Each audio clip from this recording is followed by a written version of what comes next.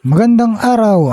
Pag-uusapan natin ang kagustuhan ng kampo ni Charlie Suarez na makipag-rematch kay Manuel Vaquero Navarrete. At ngayong linggo na ang bakbakan ni Errol Spence Jr. kontra Tim Tszyu. Matapos ang kahangahangang first round TKO victory ni Charlie Kings Warrior Suarez laban kay Manuel Avila, formal nang hiningi ng kanyang lead promoter na si Sampson Lukowicz sa WBO World Boxing Organization na ipag-utos ang opisyal na negosasyon para sa laban kontra kay WBO Super Featherweight Champion Emmanuel Vaquero Navarrete. Maalalang mabilis na tinapos ni Charlie Suarez si Manuel Avila sa unang round pa lamang na lalong nagpatibay sa kanyang posisyon bilang top contender. Ang panawagan sa WBO, nakiusap si Sampson Lukowicz sa WBO na gamitin ang kanilang kapangyarihan upang i-mandate ang rematch championship fight laban kay Navarrete. Ang sitwasyon ni Navarrete sa kasalukuyan, may mga usap-usapan din tungkol sa posibleng unification fight ni Navarrete laban kay WBC champion o Shaki Foster. Kaya matinding usapan kung sino ang unahin ng kampo ng Mexican champion, si Suarez ba o si Foster. Malaking oportunidad dito para sa boxing career ni Suarez upang makasungkit ng panibagong world title para sa Pilipinas. Magandang araw! Tapos ang laban sa round 1. Navarrete, bayaran mo na ang utang mo. Kanina lang pinatunayan ng ating Kings Warrior na si Charlie Suarez kung bakit siya ang higit na karapat-dapat sa world title belt. Isang round lang ang kinailangan niya para patumbayin si Manuel Avila sa California. Isang brutal na kaliwa sa sentido ang kanyang pinatama at nagpayanig at agad na nagpabagsak sa kalaban, kung saan nanalo si Charlie Suarez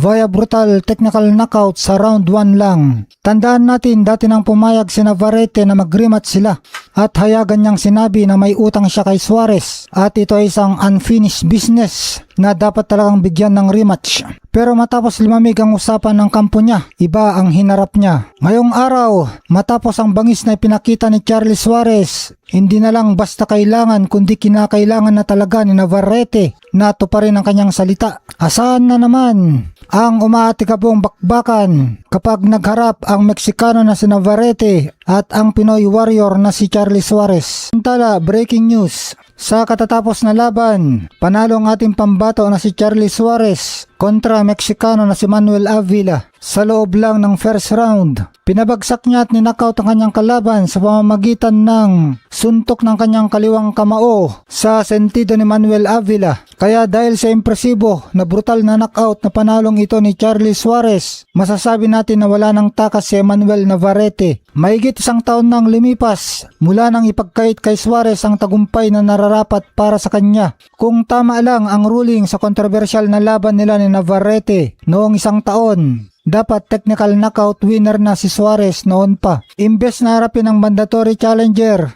pinayagan pa ng WBO si Navarrete na unahin ang unification laban kay Eduardo Nunez noong Pebrero. Ngayong hawak na ni Navarrete ang WBO at IBF Super Featherweight titles, lalong lumakas ang panawagan. Ibigay na ang rematch. Pero ang balita, gusto na naman niyang umiwas at unahin si WBC champion o Shaki Foster. Pero sa panibagong pasabog ni Suarez ngayon, napanatili niya ang kanyang malinis na record, 19 wins, 0 loss, na may 11 knockout at bitbit pa ang bagong kampyonato. Solidong-solido ang kanyang posisyon bilang WBO number 1 contender. Kaya sa batas ng boxing at sa mata ng buong mundo, tapos na ang oras ng pagdadahilan. Wala ka ng takas sa rematch. Alam natin na madalas idaan sa politika at negosyo ang boxing para mauna ang mas malalaking pay-per-view fights. Kaya naman ito na ang hamon sa management ni Suarez sa pangunguna ni na Robert Garcia at Sampson Lukowicz. Ngayong may bago at sariwang belt si Suarez mula sa technical knockout win na ito, panahon na para magbaba ng matinding pressure sa WBO. Iutos ng mandatory rematch kaagad-agad. Magandang araw. Kumpirmado mga boss. Tuloy na ang bakbakan bukas,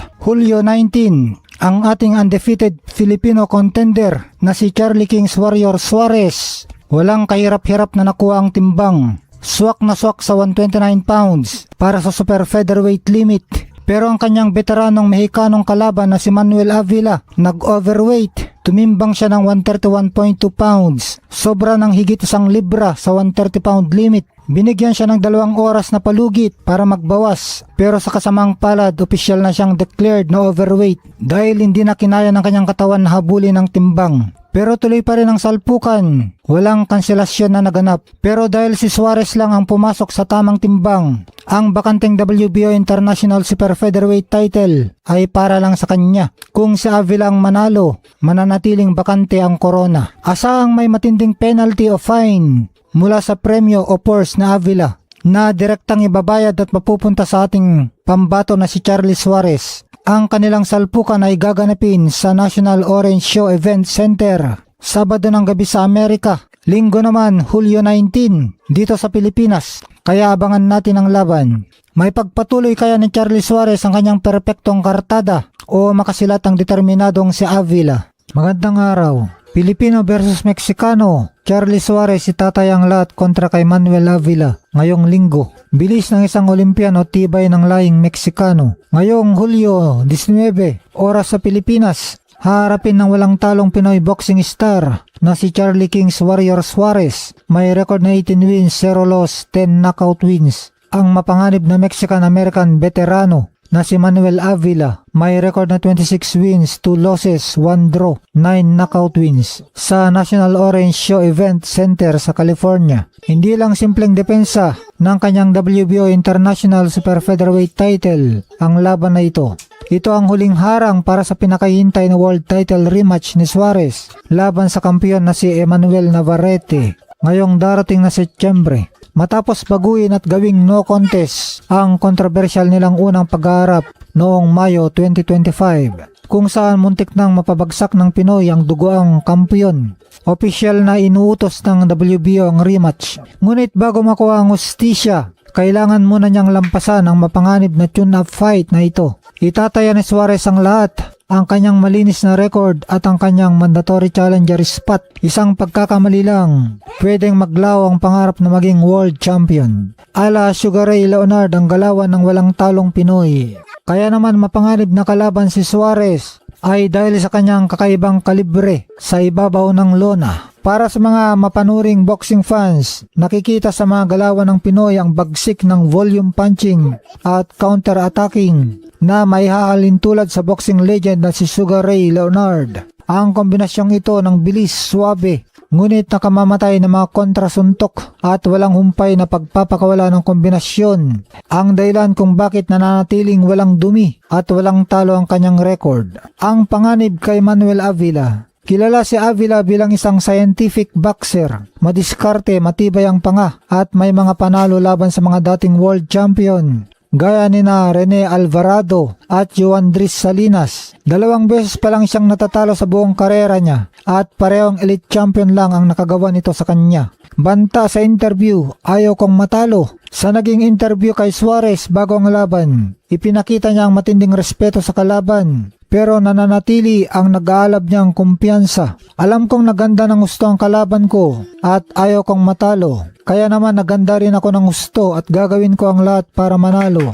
Ipapakita ko sa buong mundo na ako pa rin ang numero 1, matapang na pahayag ni Kings Warrior. Ang bakbakan ng estilo, bentay ni Suarez, bilis ng paa, mala Sugar Ray Leonard na volume punching at counters, lakas ng suntok at ang nag-aalab na momentum na pagiging walang talo. Bentay naman na Avila, lalim ng karanasan sa mahabang laban, tactical counterpunching, mas batang edad, 34 versus 37, at ang kawalan ng pressure bilang dehado. Matapos ang mahigit 1 taong pahinga, ito ang pinakamatinding sugal at pagsusuri kung handa na bang ating Kings Warrior ng Philippine Army na tuluyang agawin ng corona sa rematch ng taon. Knockout man o madugong desisyon, asahan ng isang klasikong giyera sa ibabaw ng lona. Suportahan natin si Charlie Suarez sa kanyang laban ngayong linggo laban Pilipinas. Magandang araw! Tapos ang laban sa round 1. Navarrete, bayaran mo na ang utang mo. Kanina lang pinatunayan ng ating Kings Warrior na si Charlie Suarez kung bakit siya ang higit na karapat-dapat sa world title belt. Isang round lang ang kinailangan niya para patumbayin si Manuel Avila sa California. Isang brutal na kaliwa sa sentido ang kanyang pinatama at nagpayanig at agad na nagpabagsak sa kalaban, kung saan nanalo si Charlie Suarez via brutal technical knockout sa round 1 lang.